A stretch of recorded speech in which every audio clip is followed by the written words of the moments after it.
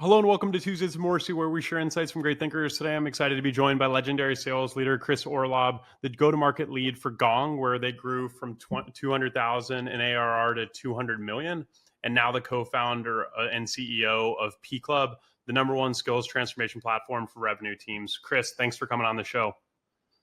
Thanks, Adam. Happy to be here. Today, I'm excited to speak a little bit about where the sales industry is today. There's been a lot of change over the last 10 years. Then I want to talk a little bit about how sales is often more than meets the eye. And then some sales tips and foundations for listeners that might not be in sales at all.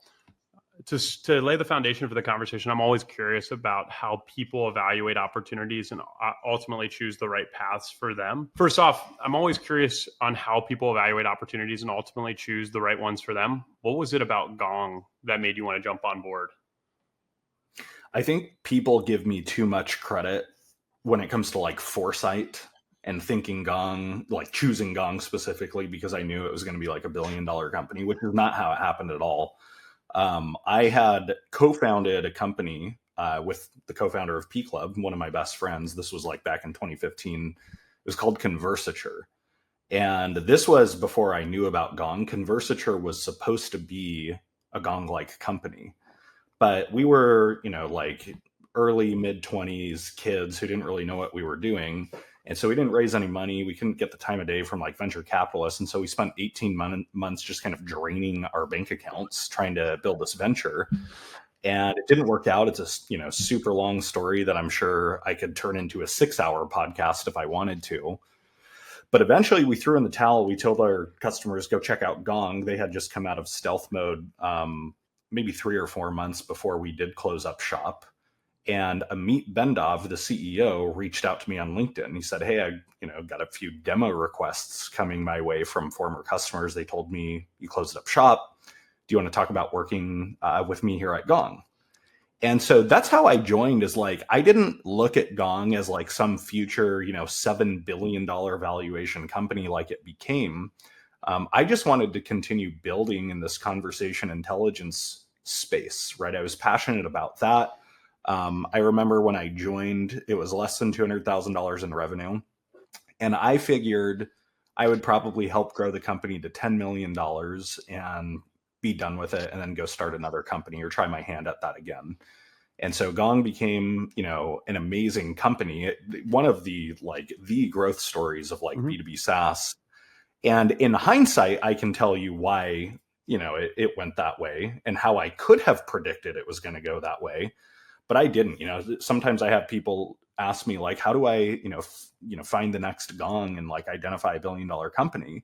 And I can tell you, but I wasn't doing that at the time. I wasn't like some sophisticated venture capital evaluator of startup opportunities thinking Gong was going to go on to do, what it did. I just joined because I thought it was a cool startup and I wanted to continue building that category. When you look back in the rearview mirror about the rapid growth that Gong had, I'm curious to learn what was different at Gong versus your previous startup. And specifically, like when I think about it, it's like you got people, you got product, and then you got processes. Like, what was it? What stood out to you? I mean, like in hindsight, the number one factor was the leadership team, right? Amit Bendov, the CEO of Gong, is an amazing CEO. I didn't recognize that at the time. Previous CEO of Sisense, like really seasoned guy. Udi Ledergor was the VP of marketing. Aran Aloni was the VP of product. Alon Reshef, he was the co-founder and CTO. So like that was the first one. It's just like very deep bench of leaders, even at the earliest stages. The second thing, which I don't think a lot of people talk about, as far as like, if you want to predict whether a startup is going to go on and become something big, in addition to the leadership team, the market matters more than anything. And so there's this guy, I like to tell this story sometimes. There's this guy named Gary Halbert, which most people in B2B tech don't know who he is. But he was one of the most successful direct response marketers in the 80s and 90s. So he would like do direct mail and sell via mail. And he was really good at copywriting and that kind of thing.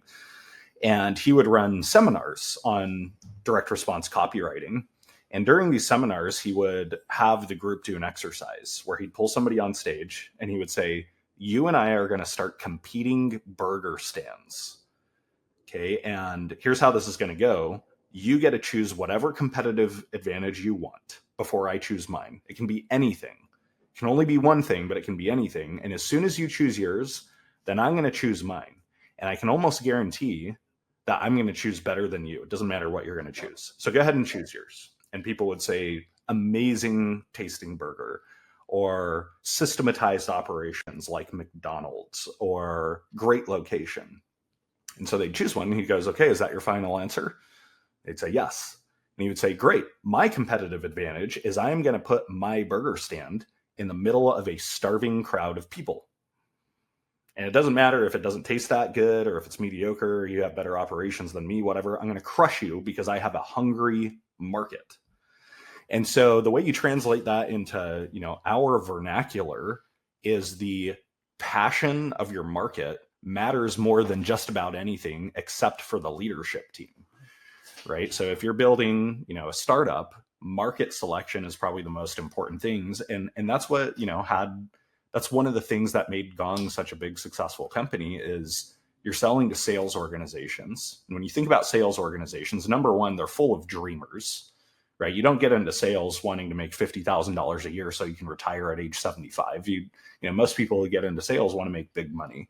And because of that, there's a lot of passion in that kind of market. And then the second thing is companies are willing to spend a lot to solve sales problems because it's revenue. And so that was the other, I don't even remember the original question that you asked me. So I probably went on a bunch of tangents there, but market selection and just like the irrational passion or pain in a given market matters more than just about anything else, only second to the leadership team, in my opinion. Yeah, I've heard it said, if you want to pick winners, make sure you're in a growing market. It sounds very obvious, but you guys even took it a step further, being at the right place at the right time, specifically to serve sales teams. And we're going to talk a little bit about where the sales industry was coming from before you started Gong and then where it is today. But I'm curious, why was it so important for you to build on the success of Gong at PClub? I wanted to see how the movie goes when it comes to scaling a company, because one of the realizations I had when I closed Conversature is even though it's my life goal to become a startup CEO who grows the company to be a big, successful company, I'm not ready for that. Right. I had tried I think I was like 23 when I started Conversature and just full of overconfidence and, and arrogance and energy. And after 18 months of getting my teeth absolutely kicked in, I realized I should probably see how this is done. And so joining Gong was a 5.5-year journey of seeing exactly how startups should be created and built and grown and scaled. And so after I left Gong, which is about close to 2 years ago this time, and started PClub, I had an unfair advantage because I had learned so much, right? I had seen this growth movie before, and the amount of application I took from growing and helping scale Gong to PClub has led to the success we've seen with PClub today, right? I won't share numbers, but we're coming up on 2 years in business, and most companies 2 years in business, especially if they haven't raised a lot like us, have not yet hit $1 million. And we have multiple millions of annual recurring revenue at this point. Congratulations. That's pretty quick work. I love what you're saying about seeing the movie. Last fall, I did an episode with a founder named Scott Britton. Scott started a company called Troops AI that ultimately sold for Salesforce. Yeah. And when I asked him why he wanted to start a company, he was like, well, around that time, the Social Network just came out. And I thought it would be really, they just made it look so glamorous. And then he realized after 7 years building Troops, it maybe wasn't quite so glamorous. Yeah. I mean, there is some glamour to it. I don't think I would use the word glamour. It's more just like, there's no job in the world, in my opinion, that's more engaging than being an entrepreneur. Now, sometimes it's really hard, but like even professional athletes, right? They have an off season, and I'm not saying they're not passionate. Obviously, they're some of the most passionate people on the planet, but entrepreneurs, right? It's 24 hours a day, 365 days a year. that your business is operating. And so I actually think being an entrepreneur is one of the most absorbing experiences that you can go through. But as far as the lack of glamour associated with it, I mean, you and I were just talking about this before, we started recording. I've got like 60% of my calendar this week eaten up with sales calls. Now, I like selling, but I wouldn't exactly call that a glamorous way to spend my time, right? That's gritty work of just selling and discovery calls and demos, one after another. And I don't think most people realize that, like, in most industries, not all, but in most industries, especially B2B, 60% of your time as a startup CEO is on revenue generating activities, sales and marketing. And if it's not, you're probably not going to grow very fast and you might even die. Yeah, I think a lot about the concept of falling in love with the process. And a big part of that is just doing the reps, doing the very unglamorous things. There's sayings like, by the time your team, like even in leadership, by the time your team finally hears what you're saying, you're well past tired of saying it. That's so true. I mean, that's true in internal communications, like you said. It's also true in marketing, right? It takes a really long time for a message to penetrate the psyche and consciousness of a market. And I've fallen victim to that, right? The way I used to pitch PClub a year ago is really different than how I had recently been pitching it. And recently I had been dealing with a lot of objections, and my co-founder had to coach me and go, dude, you were closing deals left and right a year ago. You still are, but just not at the same rate. Why don't you go back to see how you were pitching it a year ago? And lo and behold, I had gotten away from some of our core messaging, probably because I was bored and I liked to tinker and change things. And that can be one of your Achilles heels as an entrepreneur, is you like to tinker and change things. And sometimes those things, you should leave them alone. They're working, and you just repeat them until you're blue in the face. What is the 30 to 60 second pitch of PClub that you're using today? I don't know if it's 30 to 60 seconds, but the backstory behind PClub is we are a skill transformation platform where we go work with the best revenue practitioners in the world to build online courses for very specific skills. Now, the message I got away from last year that really works, and I've since gotten back to it, is sales, and this is what I'm selling to businesses. Sales is not a skill. It's a collection of many skills, right? So quantifying value, multi-threading, building champions, accessing power, negotiating, cold emailing, cold calling, all that kind of stuff. And most sales training tries to teach all of selling in like one day course. And so of course you're going to go a mile wide and an inch deep across all of those skills. What makes PClub unique is we have one training course and skill transformation program for each discrete skill in sales, so that you can transform your sales team's skills with overwhelming force. You're not dabbling across a few skill gaps. You are completely solving one and then moving on to the next. And that resonates really well with most like ideal customers in our market. I want to talk a little bit about where you think the sales industry is today, and it fits into exactly to what you're doing at PClub. But for the 2010s were crazy for software companies. It definitely seems like things are changing. How do you look at the current sales landscape?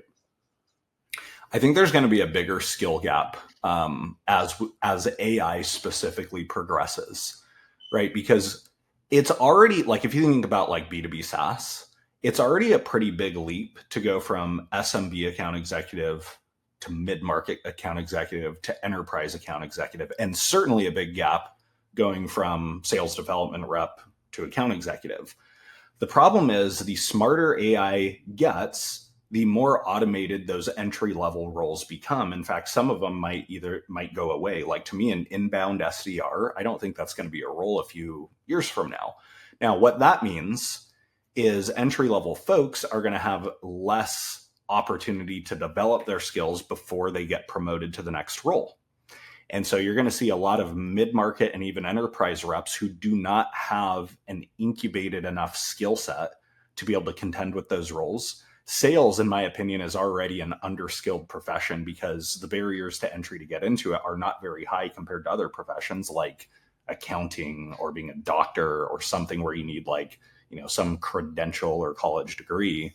And I think we're actually going to see bigger skill gaps the faster that technology progresses, because it's essentially, I don't want to say eliminating, but entry level roles are becoming less prevalent. They're becoming more automated. That gives you less opportunity to incubate your skills before you get into a heightened role.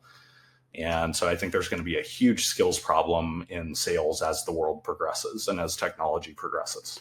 Yeah. How do you think about the sales need? Because I had a lot of friends that were at Salesforce in like 2016, 2017. Everyone was just getting a CRM. Same goes for other types of software platforms. Like, how do you look at like the growing importance of business cases and integrations and how that complicates and raises the bar for the need for sales skills?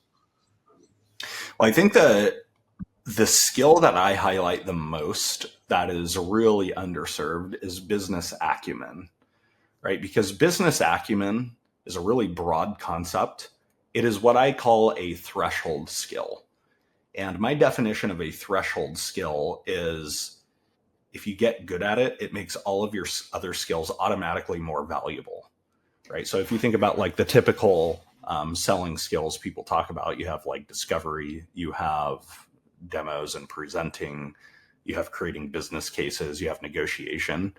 If you have really rock solid business acumen, you automatically get better at all those other things, right? If you have solid business acumen, you know what discovery questions to ask. If you have solid business acumen, you know how to negotiate better. If you have solid business acumen, obviously you know how to put together rock solid business cases. Business acumen is probably the best investment you can make in yourself as a sales professional. The problem is it takes a lot of time to build, right? Business acumen is not something you can build by going to, some weekend training course. It is a lifelong commitment to studying the romance and beauty of business, which has a lot of subtopics built within it. What is in your opinion, the modern sales toolkit? Specifically as we're coming out of, when I read like Sandler years ago, they talked about the in-person cold call and then the telephone phone call and the cold email. I'm curious to hear what you think of like where those tools fit in today, but also what else is in the toolkit. So when we say toolkit, we're talking about like techniques that you can deploy, like plays and that kind of stuff.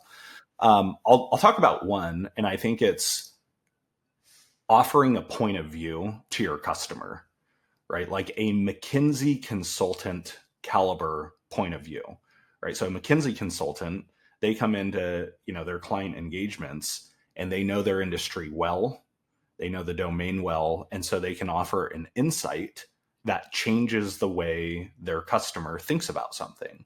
And some of the best salespeople in the world can do that as well, but in a different context, right? So the point of view I gave a few minutes ago about like how sales is not a skill, it's a collection of skills. That's an example of a point of view. Because when you do that, and you don't have to be great at point of views to be successful, you can get away with being, with not mastering the skill. But I'll say it another way. I've never seen a sales rep who doesn't become very successful, who's also good at delivering point of views, right? Like a point of view that challenges the way your buyer thinks or feels about the problem that you solve and gets them to redefine how they think about it. So I think point of view is a big one. Business cases, to your point, are incredibly important, especially in this economy, because there are very few meaningful purchases that don't require a bulletproof business case, right? Like even spending $20,000, which in my opinion is not a huge deal. It's not a tiny deal, but it's not a huge deal. Most CXOs and executives still have to put a business case together to talk with their finance team or even CFO. So I think those are a couple worth highlighting, POVs and business cases. You mentioned, you allude to almost some of the messaging around from the challenger sale and a little bit of from solution selling. I just mentioned Sandler. How did models like that fit into your sales worldview and the training? I have a ton of respect for just about all of them. The distinction I would make is there's a difference between what to do and how to do it, right? So what to do is typically process. how to do it is typically skill that supports executing a process. And most sales methodologies tell you what to do, right? So MedPick is one I like to use as an example. And by the way, I'm not picking on MedPick. I actually like MedPick. But what MedPick stands for is find the metric, find the economic buyer, the decision process, the decision criteria, etc. That's the definition of telling your reps what to do. How you do that stuff, though, is different. That's skills. How do you uncover the metric? How do you get access to the economic buyer? How do you influence the decision criteria? And so that's how I see the world. And that's why I actually see PClub as non-competitive with things like Chandler and MedPick and Force Management, because they provide the process, the what to do, and we provide the skills. It's kind of like they're the race car and we're the fuel. Yeah, these existing frameworks and methodologies are the science, and PClub, to use your words, is the art and the romance of the profession.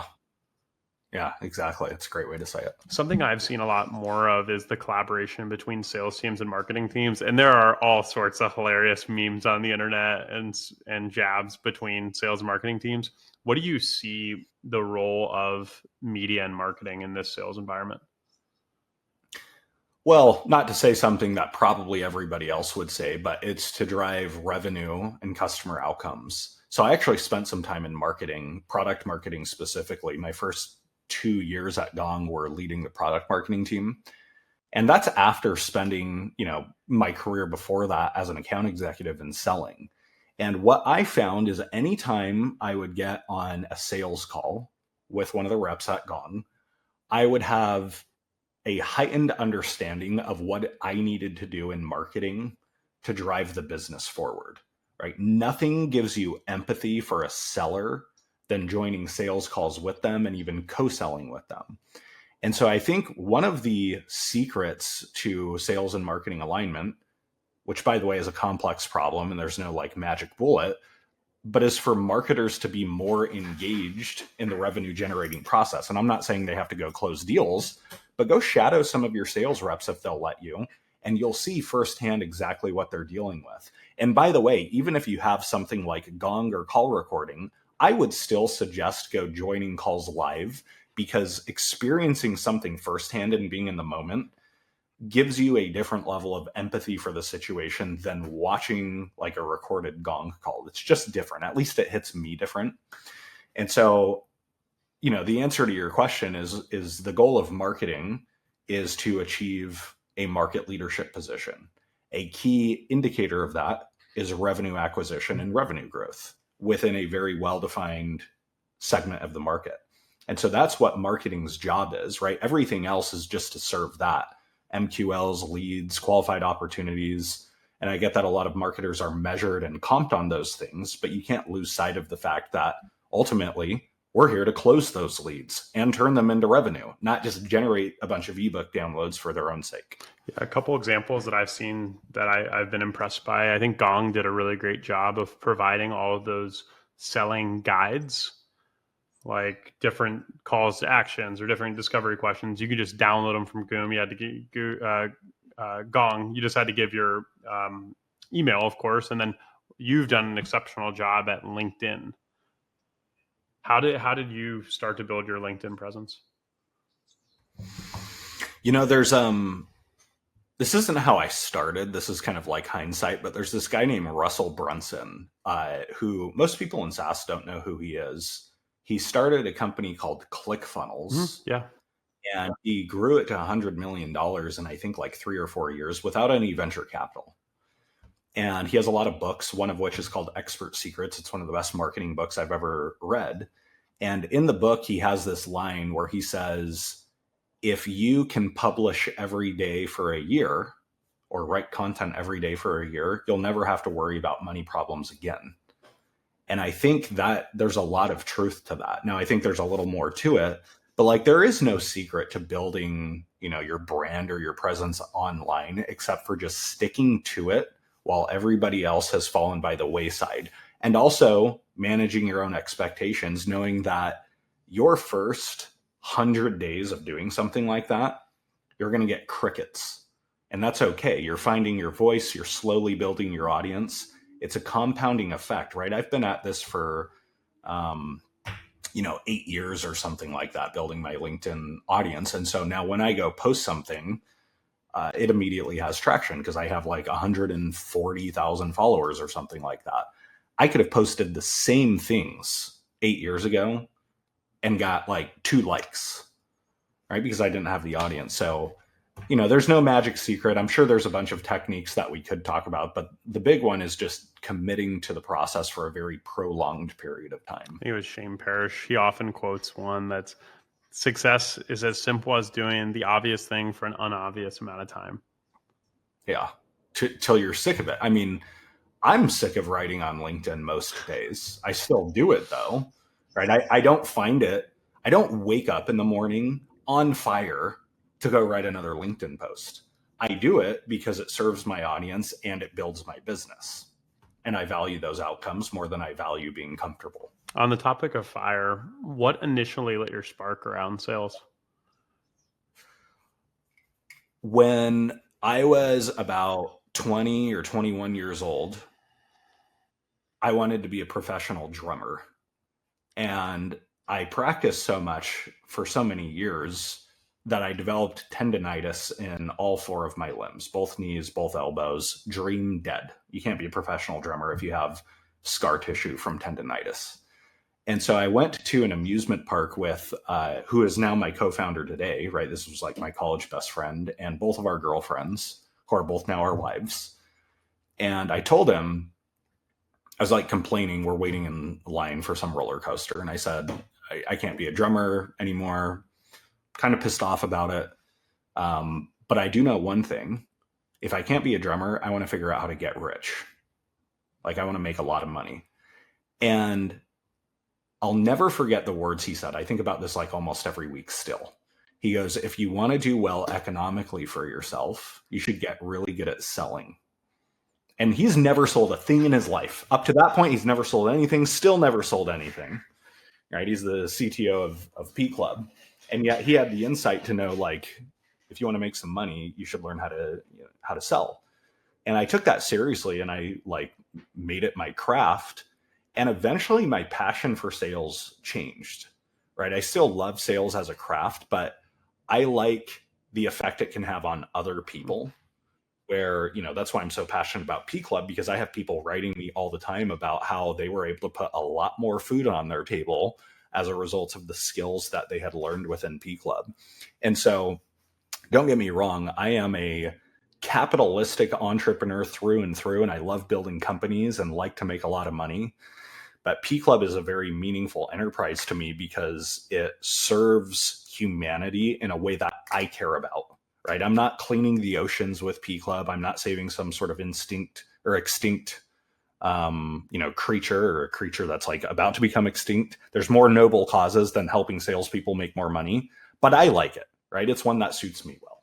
Yeah, business. I found business, sales, startups, they've been a really rich classroom for what I call emotional spiritual growth. Other people would call it personal development. And really what you're doing and speaking to is using this profession as a vehicle to help people with agency, impact, freedom, and growth, which I think is one of the most noble pursuits. My definition of freedom is efforts to usher others to their potential.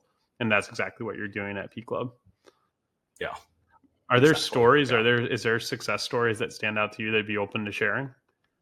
I mean, there's so many. We have a testimonials channel in Slack, and anytime somebody writes us, we'll post it in there.